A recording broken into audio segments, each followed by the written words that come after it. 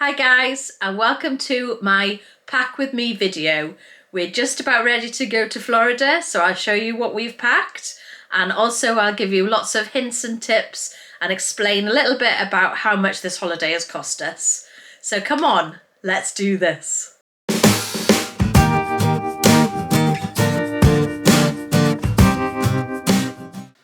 So these are the two cases we'll be bringing on holiday.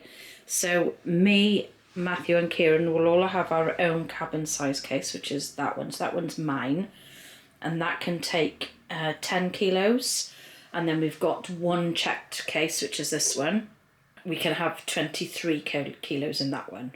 So with your hand luggage, if you're just taking carry-on, which two of us are just taking carry-on, then any toiletries put in a clear bag, and you can have them up to 100 ml. They do supply clear bags at the airport, but I like to buy decent ones that's got a zip on it, and then you can put your small toiletries in there and then not have to worry about changing it all over at the airport. So some of the things I have packed is some chocolate for the theme parks, which is like shelled chocolate, so things like minstrels, mini eggs, anything that won't melt in your hand. I pack some things like that so that when you're queuing for a ride, then you can have something to nibble on. And I brought some little tubs to put those in. I've also bought like a little squash pouch, because when you're in the parks, say if you're buying drinks all the time, you can ask at any kiosk, quick service counter, anything like that, you can ask for some water. And rather than just having plain water all the time, if you take one of those little squeezy squash bottles, you can pop a little bit of squash in your water and make it a little bit more interesting. So that's something that we do. I've also brought 4 washing pods because when we're out there, we like to do our washing as well, which doesn't take up too much time out of our holiday.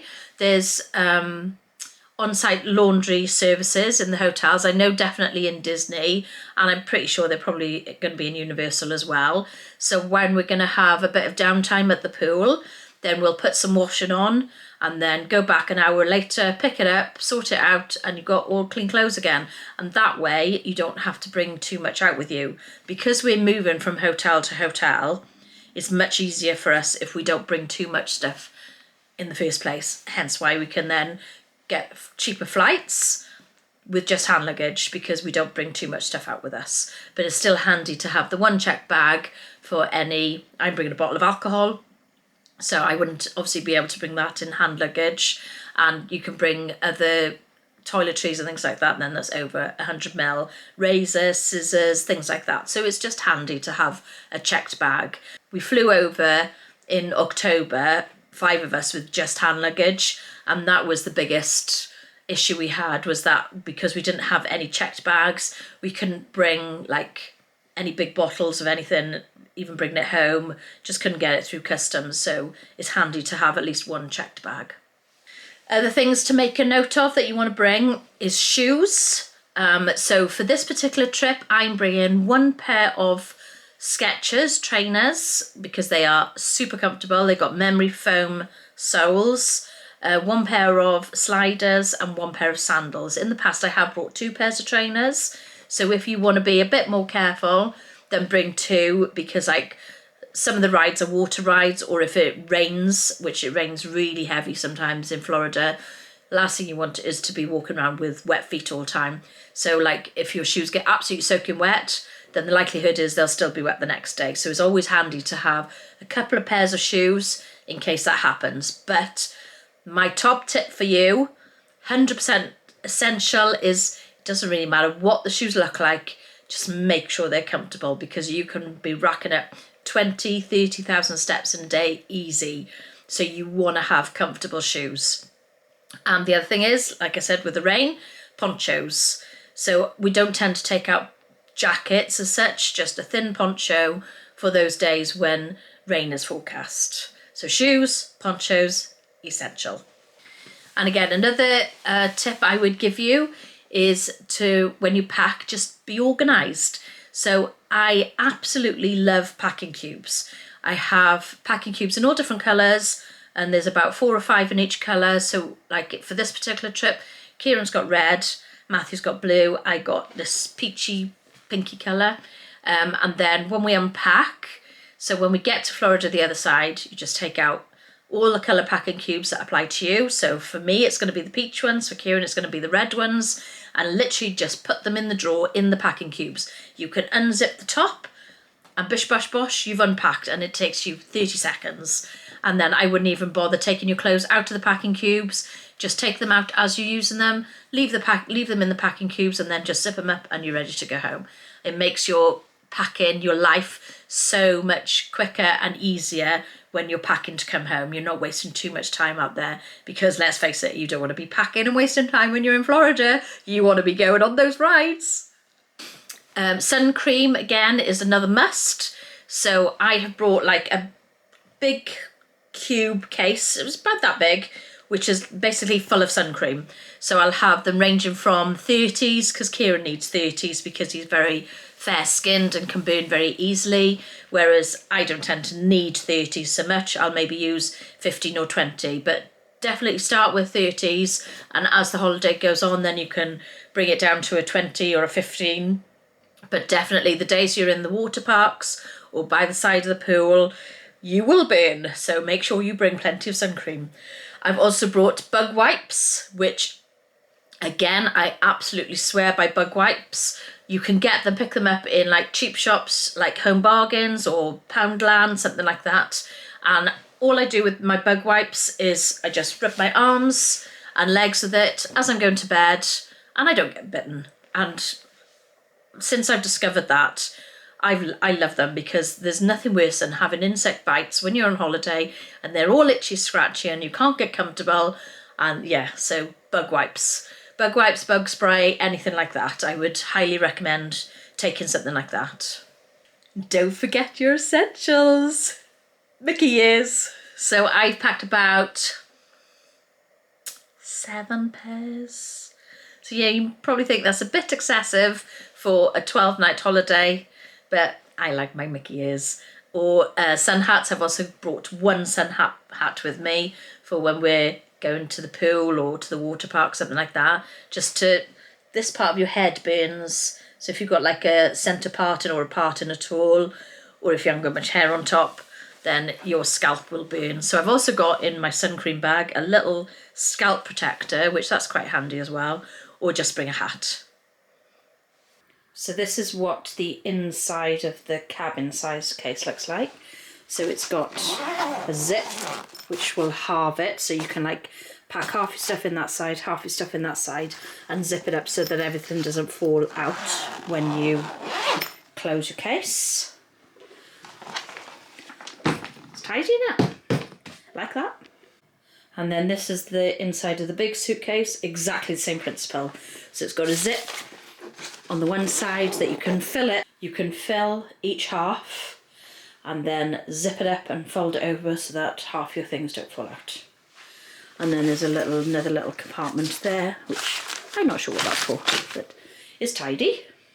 So the three of us are sharing this one, so we'll put like our toiletries in there, bottle of alcohol which we want to bring so that we don't have to buy it out in America, and yeah, sweets will go in here.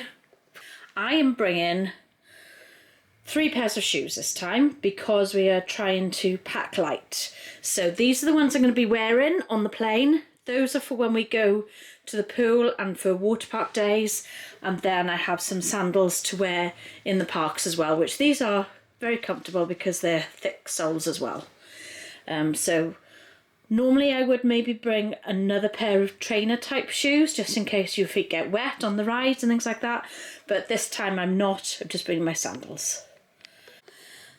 I don't know about you, but I absolutely love packing cubes. So this is how I stay organised. So in this purple one, I have my pyjamas. So I'm bringing 2 pairs of shorties pyjamas and 1 pair of long pyjamas for if we relax in the hotel one evening. And in there as well, I've also got some clean underwear and a spare t-shirt for the day we fly. So that's all I'm really going to need the day before we stay, before our flight. So that one will be kept in my hand luggage. Then these are all my clothes packed. They won't necessarily stay in this case. So let's have a look what we have got. So in this one, I have all my t-shirts. So I'm bringing 8 different t-shirts for a 2-week holiday. These are a game changer for me. They are like legging shorts. So I will wear those underneath dresses for, to be honest, chafing purposes. They stop your thighs rubbing together and they keep me comfortable. So that's why I'm bringing those. Then I have 2 dresses in there as well. So that has just got my t-shirts, my dresses and my legging shorts in that one.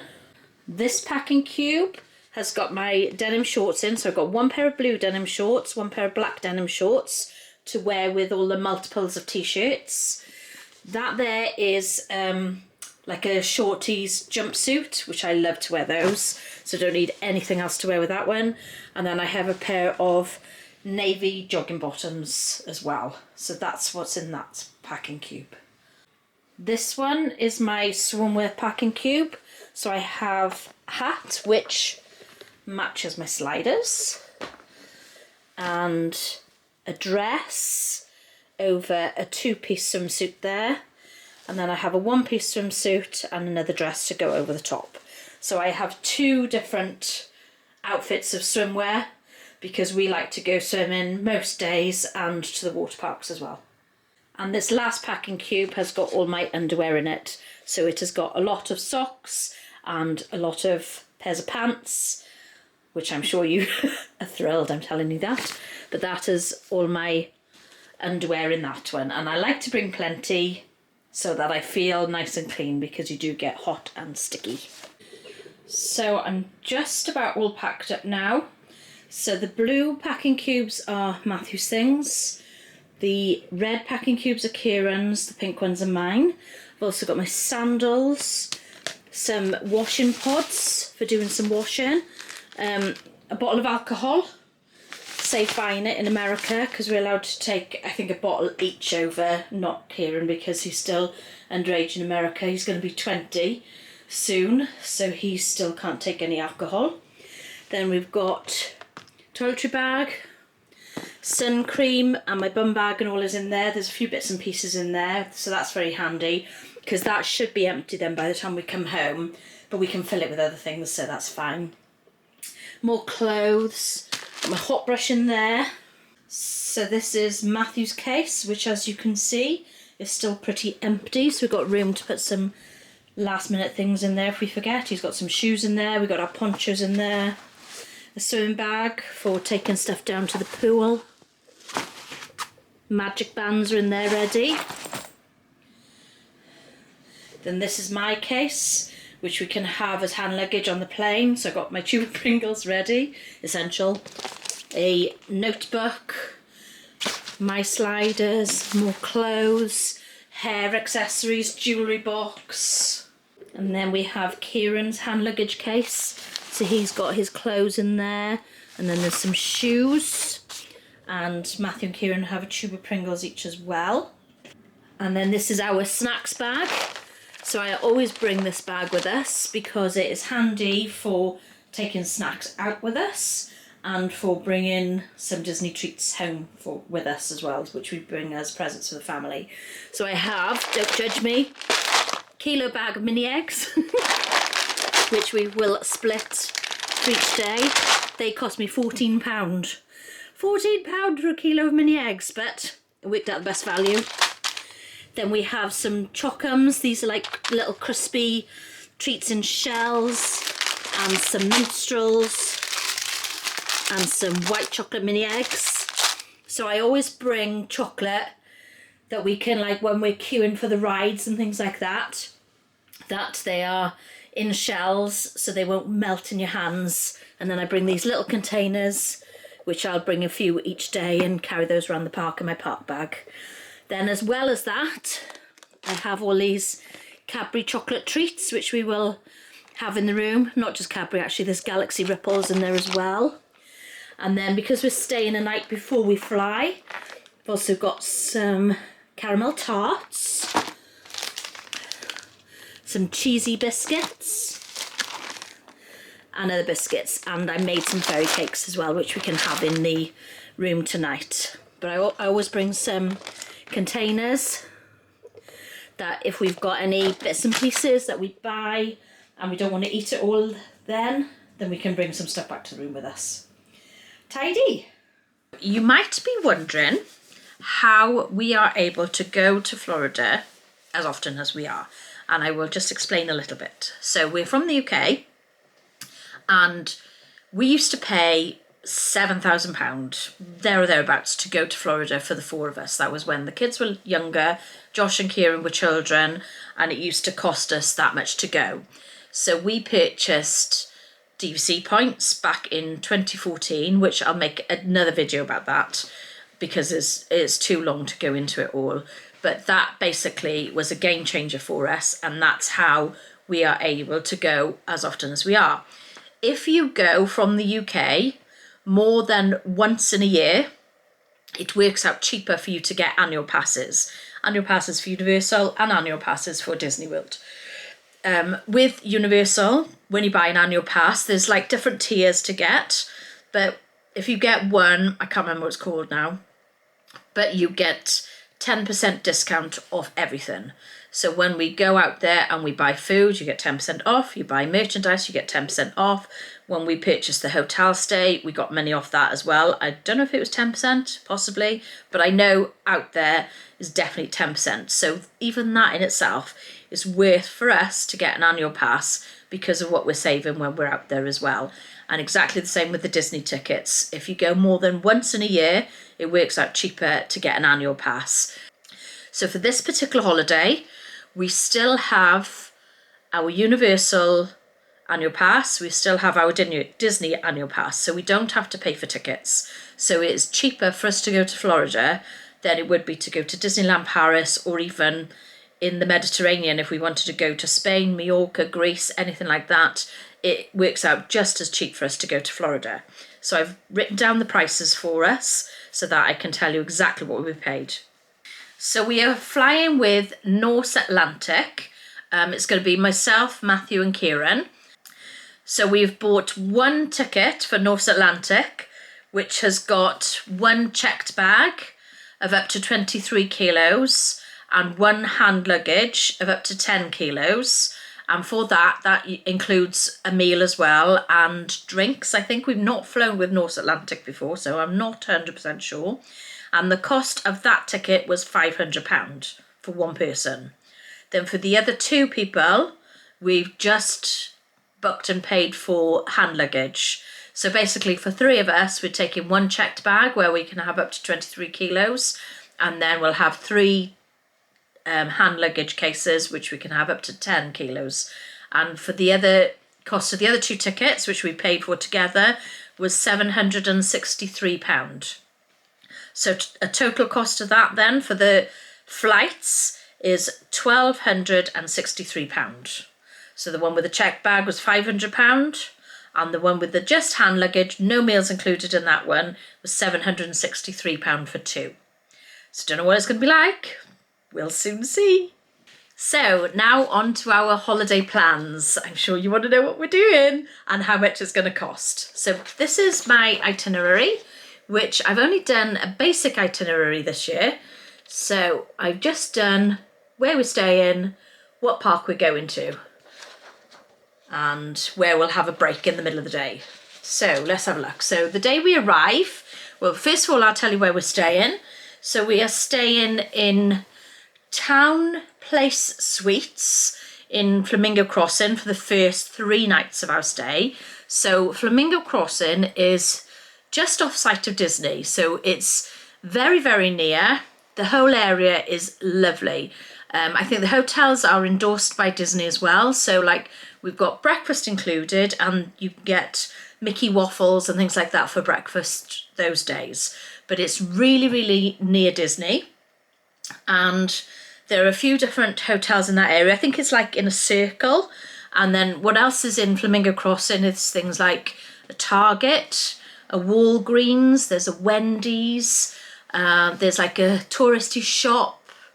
There's just a few things in that area. So the first 3 nights we are staying in Town Place Suites just offside Flamingo Crossing. So there will be complimentary transport to Walt Disney World at certain times of day, which we have to pre-book. Or other than that, then we will get an Uber, and we usually pick the cheapest Disney resort if we get an Uber to go to, and then you can use the free Disney transportation from that resort. So, and the free Disney transportation would be like the buses, the Skyliner, the monorail, even the boats. So there's plenty of free transportation when you're on Disney property, but where we're staying the first few nights is just off-site, off Disney property. So that is Flamingo Crossing, if you want to look that up. Then after that, we're headed over to Universal, and we don't stay in the same hotel for the whole 2 weeks, or 12 days we're going for in this case, because Universal is about half an hour away from Disney World. So if we stayed for the whole entire time in Disney, then we have to find transport over to Universal every day.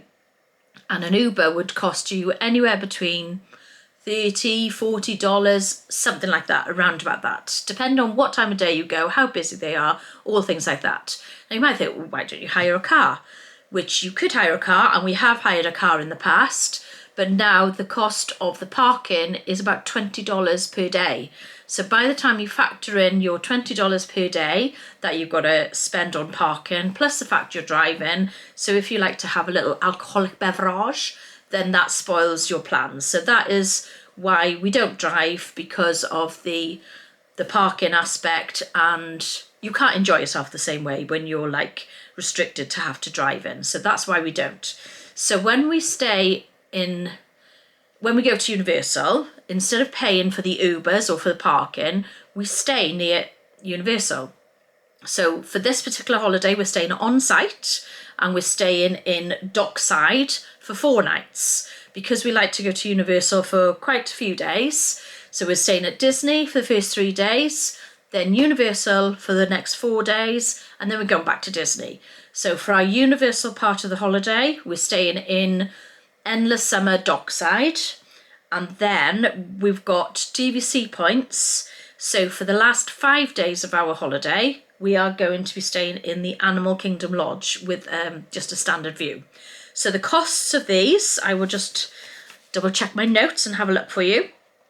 So for Flamingo Crossing, for 3 nights, I think it's £380 for 3 of us, with breakfast included every day.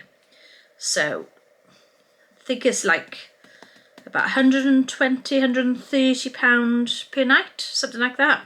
So when we stay in Universal, we had annual pass discount off the cost of our stay. So to stay 4 nights in Dockside was $513, which convert that into pounds, and it's roughly about £410. So £410 for 4 nights with a pool view. Then, like I said, for Animal Kingdom Lodge, we're using our DVC points, so we haven't had to part with any money for that. And that is costing us 82 points in total for 5 nights. So there's no breakfast included in that. But what we like to do, because we're DVC members, in all the deluxe DVC hotel rooms, you have a balcony or a veranda if you're on the ground floor. And we like to get our breakfast from Walmart or Target and have our breakfast on the balcony first thing in the morning. So that saves us a bit of money in the parks and all that, and it's something nice to do. So we've got breakfast included for the first 3 days, no breakfast included in Universal, no breakfast included in the Animal Kingdom Lodge. But like I said, we'll pick up a few bits and pieces from the supermarket. So we paid £1,263 for the flights, £410 for our stay in Universal, £380 for our stay in Town Place, which is in Flamingo Crossing. Our ESTAs are still valid, so if you haven't been, you'll have to get ESTAs to say that you can go into America. Petrol, which, depending on how close to the airport you live, you won't necessarily have to pay that, but that's going to cost us around about £65 in petrol. Parking, which I will tell you how we're doing the parking in a minute. So parking is £69. Then we're staying the night before we fly in a Holiday Inn, which is costing us £75. And we're staying in a Premier Inn the night we get back, so that we don't have to travel straight home, for £51. So the total cost of the holiday, which is staying away for 14 nights, is £2,313. Bargain. When you think that that used to cost us £7,000, it's now costing us £2,313.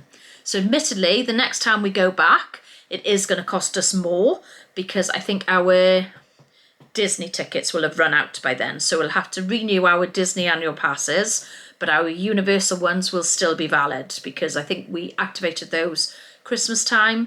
So they go from Christmas to Christmas. So, yep, cool. So for the parking, we are flying from Gatwick South.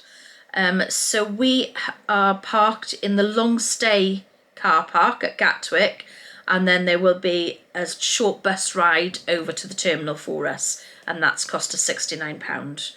So our car will be parked in the Gatwick car park for the whole time. So you might want to know more about the DVC, but we'll have to do a different video on the DVC, because there's so much involved with it. But for us, it has been totally worth buying the DVC. So before we had it, DVC stands for Disney Vacation Club, in case you're not sure, and that is for, you buy points in advance. So we bought it for 50 years, and so we've got 100 points coming to us every year now for the next, 50 years from when we bought it. So I think it runs out in 2064. So I think I'll be 90, something like that. So I'll be still going to Florida on the roller coasters at 90 if I'm able to. Anyway, I get sidetracked. The DVC points, yes, is definitely worth it for us, but we holiday completely differently now. So we used to buy, before DVC, we used to buy a package holiday, which a lot of people, that will be available for British people. It'll be slightly different in America, what they offer.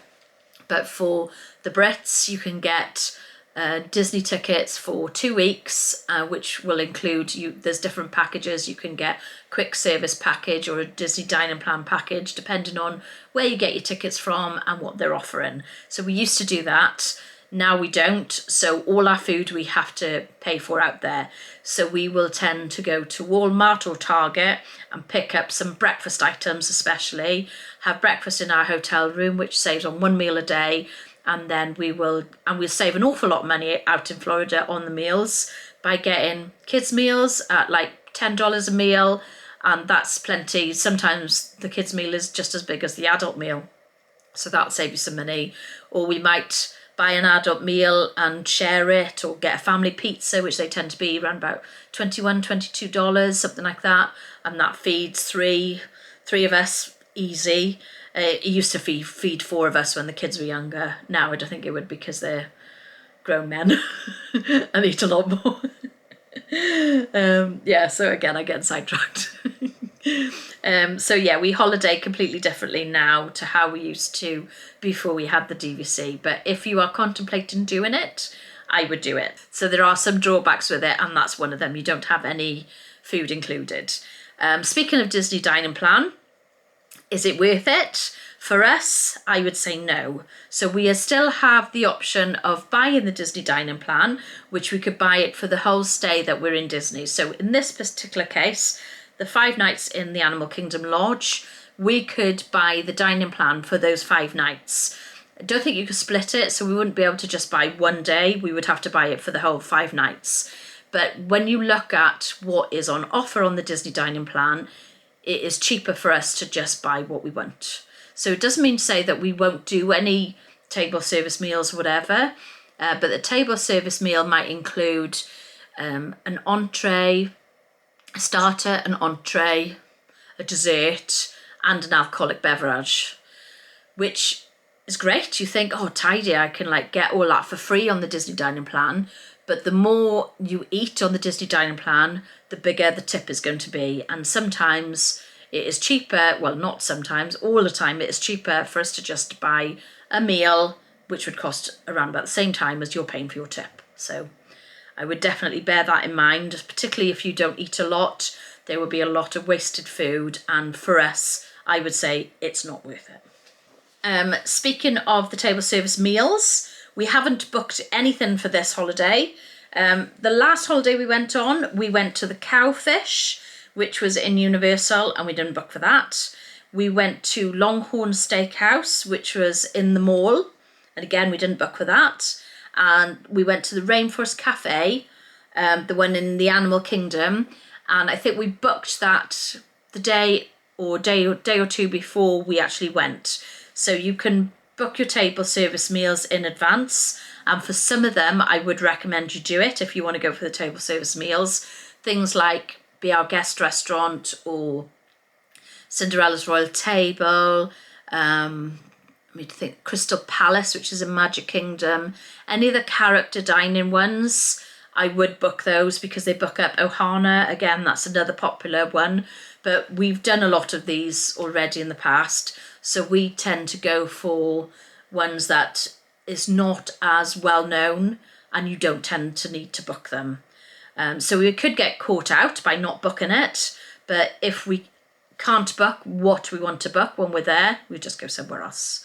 So we'll probably do a couple, I reckon, over the 2-week holiday, but we don't want to spend our time sitting there for an hour, a couple of hours at a table service meal when we can get food cheaper, but we will still do 1 or 2. So I'm not saying don't do it, because it is like a really good experience.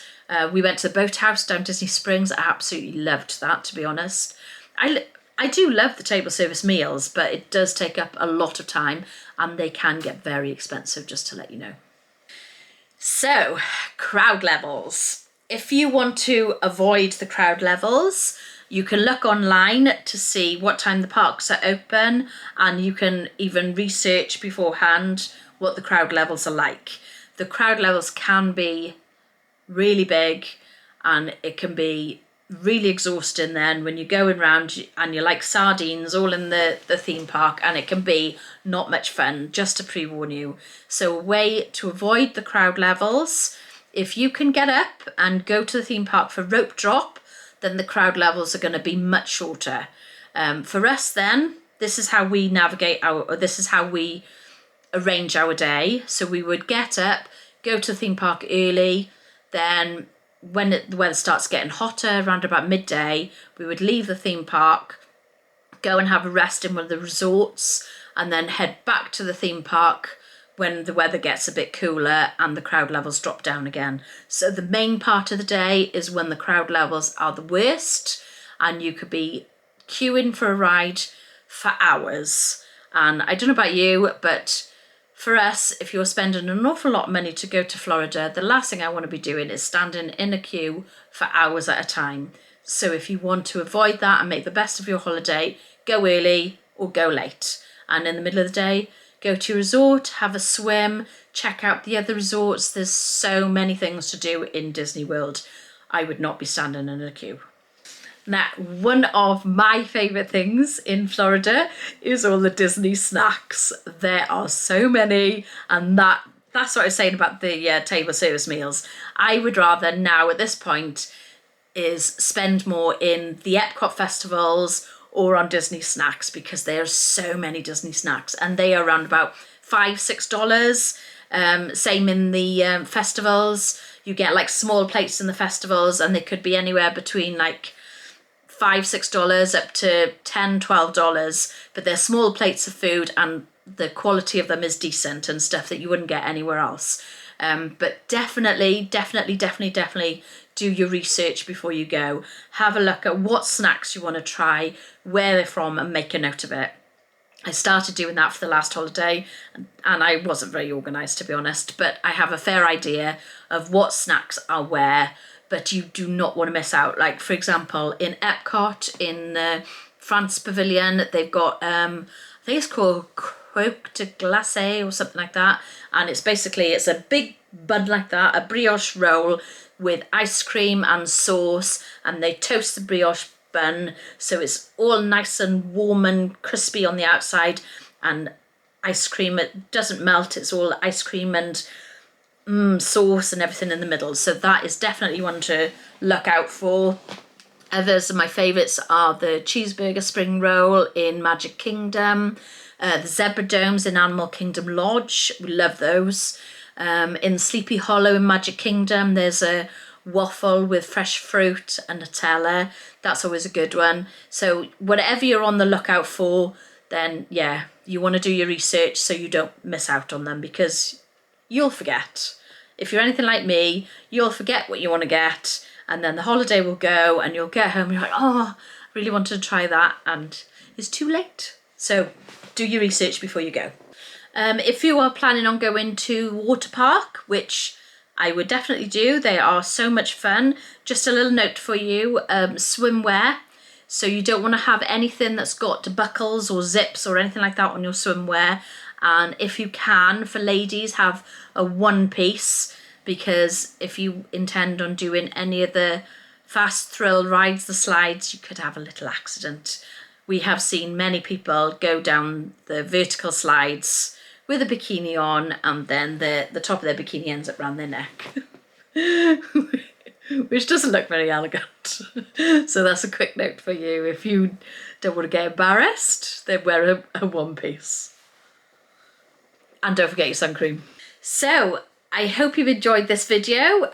It's given you a bit of an insight of how we can go to Florida as often as we can, and it's not cost us an absolute fortune. I hope some of these tips and hints have been helpful to you. If I think of anything else, I will let you know. But I'm going to end this video, and if there's anything that we haven't covered, please leave some notes in the comments and I can do my best to answer your questions. But until next time, have a great day. Thank you so much for watching. Good night. You know, to me, that's all.